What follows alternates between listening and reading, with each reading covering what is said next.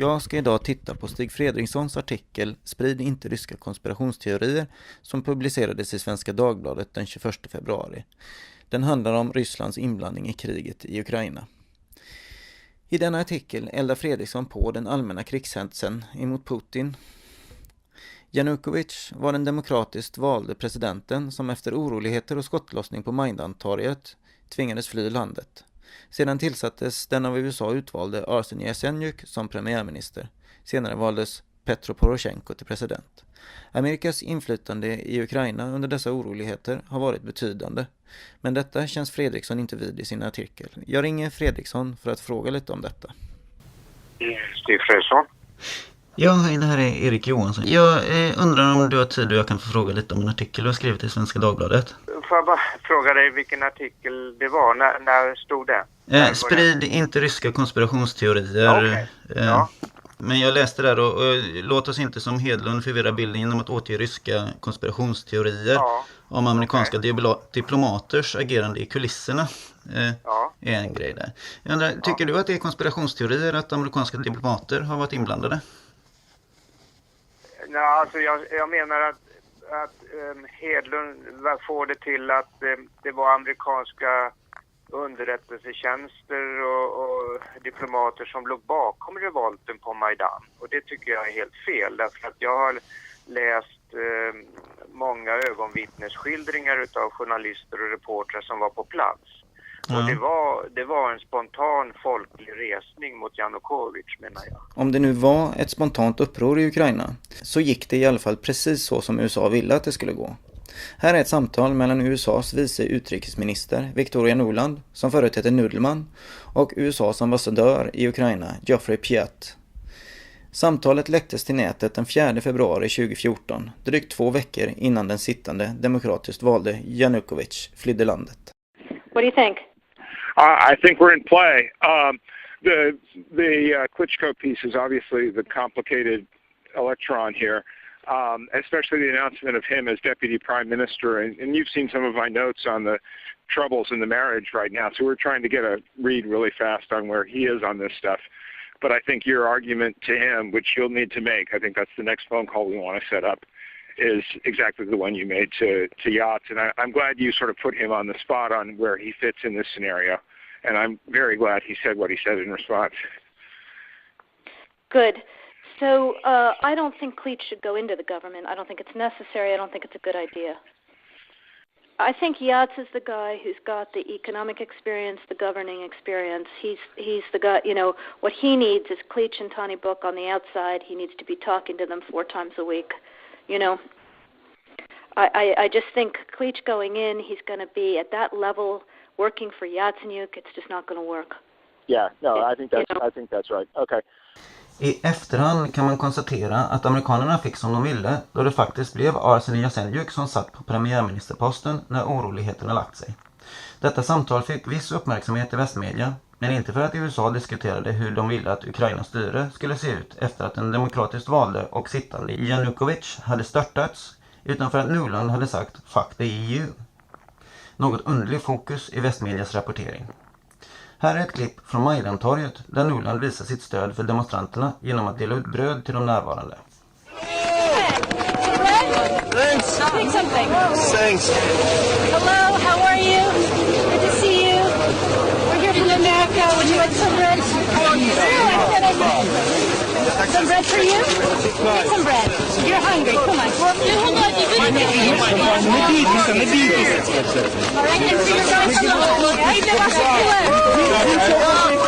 Att USAs biträdande utrikesminister spelar en mycket aktiv roll under Majdan-oroligheterna är uppenbart.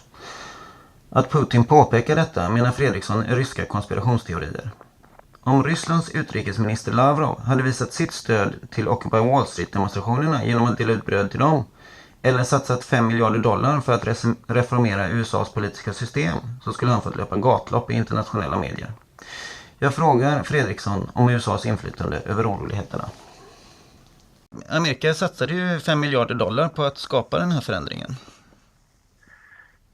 Ja, men alltså, det var inte USA som låg bakom revolten på Majdan-torget.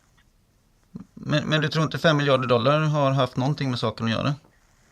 Ja, alltså jag kan inte kommentera den siffran $5 miljarder, var du har fått den ifrån. Fredriksson är alltså helt ovetande om följande tal av Nuland.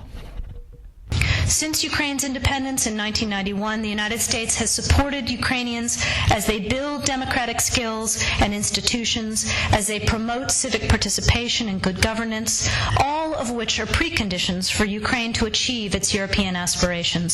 We've invested over $5 billion to assist Ukraine in these and other goals that will ensure a secure and prosperous and democratic Ukraine.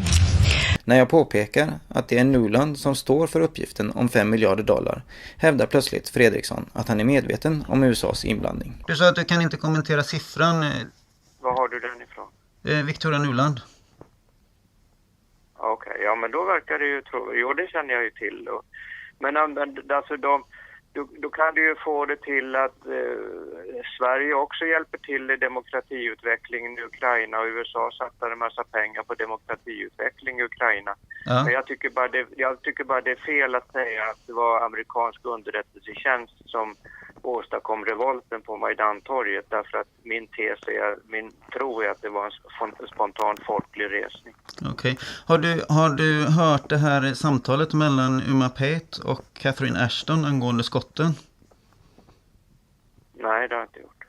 Det är helt fantastiskt att den så kallade experten på utrikesfrågor, Stig Fredriksson, inte har hört det sensationella samtalet mellan Estlands utrikesminister Urmas Paet och EUs utrikesminister Catherine Ashton. I just wanted to catch up with you on what you thought when you were there. Okay, yes, I returned last night already, yeah. So that I was one day. Yeah. Impressions? Impressions are sad. Mm-hmm. I met with representatives of Regions Party, also new coalition representatives, and also civil society. There is this lady called Olga, who is the head of the doctors. Olga. Yes, yeah, you know her. Yeah, I do. Yes, so that, well, my impression is in this sense sad that there is, well, no trust towards also these politicians who will return now to the coalition. Well, people from Maidan and from civil society, they say that they know everybody who will be in new government. All these guys have dirty past. Yeah. And second, what was quite disturbing, the same Olga told that, well, all the evidence shows that people who were killed by snipers from both sides, among policemen and people from the streets, that they were the same snipers killing people from both sides. Well, that's, yeah. So that, and then she also showed me some photos. She said that has medical doctor, she can, say that it is the same handwriting, the same type of bullets, and it's really disturbing that now the new coalition, that they don't want to investigate what exactly happened, so that there is now stronger and stronger understanding that behind snipers, it was not Yanukovych, but it was somebody from the new coalition. Urmas Paet lägger alltså skulden för skotten på Majdan hos de som faktiskt vann på oroligheterna. De USA-stödda politikerna med Arsen Yasenjuk och Petro Poroshenko i spetsen. Men alltså när det pågick där på Majdan, då gick ju Yanukovych med på att tidigare lägga valet.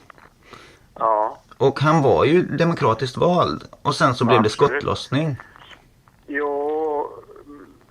Men skottlossningen var det ju Yanukovychs regim som beordrade.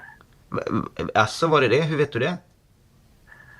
Ja, men det var ju specialstyrkorna som beordrade, som gav eld. Har du sett de orderna? Nej, men jag tror att det var så. Ja, du tror det. Men du vet att Poroshenko hindrar en ordentlig utredning på vem som sköt? Ja, men det är klart att jag tycker att det ska utredas. Det är klart att jag tycker. Men är inte det en liten... Ökar inte misstanken för att det kan ha varit någon annan som sköt? Om Poroshenko motverkar en ordentlig utredning? Uma Paet hävdar ju att båda sidor hade samma typ av skottskador. Ja. Du tycker inte det är ett tecken på att det kan ha varit andra krafter än ett folkligt uppror? Jo, men det var väl säkert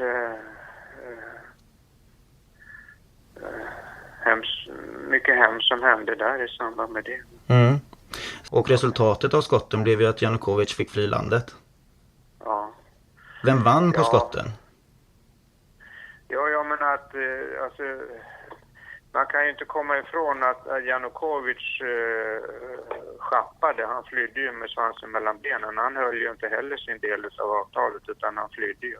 Men om det är uppror i ett land, även om man är en despot, en diktator som har ett oroligt folk som håller på att göra uppror, vad skulle vara det smartaste sättet att kontrollera det upproret? Med vattenkanoner eller med skarpskjutning? Ja, det var ju en ledande fråga naturligtvis. Ja, men vad tycker du? Vad tror du? Vad skulle du göra? Nej, men det är klart att jag kan inte säga om det hade gått och förhindra att över 100 människor dödades med att sätta in andra metoder, det kan jag inte säga. Det hände ju det som hände. Ja, men vem var det som sköt, det vet vi ju inte. Men vi vet ju att Janukovic förlorade på det. Ja. Jag kan inte dra slutsatsen som du vill dra i alla fall. Okej. Du skrev det som hände i Georgien 2008 och som har hänt i Ukraina 2014-15 är ju att ett land, Ryssland, har visat att man inte längre respekterar den ordning och de gränser som upprättades efter det kalla kriget. Mm. Vad menar du med det? Ja, men det är väl ganska tydligt vad jag menar med det. Men du vet att FN lägger skulden för Georgienkrisen på Georgien. Ja, men jag vill inte diskutera Georgienkriget. Jag tycker alltså Saakashvili provocerade fram ett krig med Ryssland. Det är jag den första att erkänna. Så det råder ingen tvekan. Men alltså men det är Rysslands fel ändå. Ja, men resultatet blev ju att Ryssland tog 2 regioner ifrån det oberoende landet Georgien. Men det är med en befolkning som är övervägande del ryssar, eller hur? Nej, jag vill inte diskutera det för att där kommer vi ingenstans. Det är klart och tydligt att det finns ett land, och det är Ryssland, som vid 2 tillfällen har ändrat gränserna i Europas utseende efter det kalla kriget. Men de delarna som förut var Östeuropa, de är ju nu delar av NATO. Ja. Tjeckien, Polen, Estland, Lettland, Litauen. Ja. Alltså vad jag tycker är så underligt är att Ryssland demoniserar så mycket för vad som händer i Ukraina. Under tiden så håller man på att bomba Jemen till exempel. Under tiden så har man bombat Afghanistan till småbitar. Och man har bombat Irak till småbitar. Men det är Ryssland som... Och man bombade Belgrad också. Ja. Ja. Det är väl lika oacceptabelt. Ja visst, absolut. Ja. Det bombas... Då är vi överens om det. Ja. Bra. Men jag menar, har du läst husresolution 758?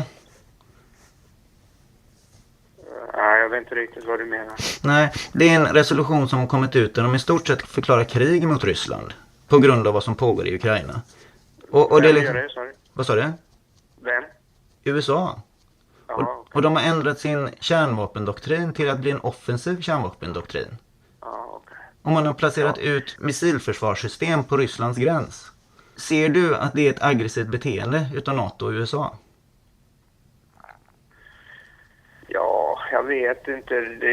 Jag tycker fortfarande inte att Putin har någon fog för att hävda att NATO hotar Ryssland egentligen. Så en ändrad kärnvapendoktrin tycker du inte är ett hot? Ja, nej, men jag bara säger vad jag tycker. Placera ut försvarssystem och skeppa in A-10-flygplan och Abrams-tanks. Är det inte en aggression?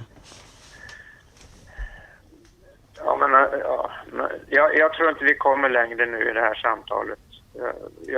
Vad jag försökte säga var att det finns ett land som har ändrat gränserna i Europa efter det kalla kriget, och det är Ryssland. Och det strider mot internationell rätt, och då måste det kritiseras och fördömas. Men Afghanistan, är inte det ett brott? Är inte Irak ett brott? Är inte pågående Jemen ett brott? Vi kommer inte längre nu i det här samtalet. Nej. Tror jag. Okej. Nej, okej. Tack. Tack. Hej.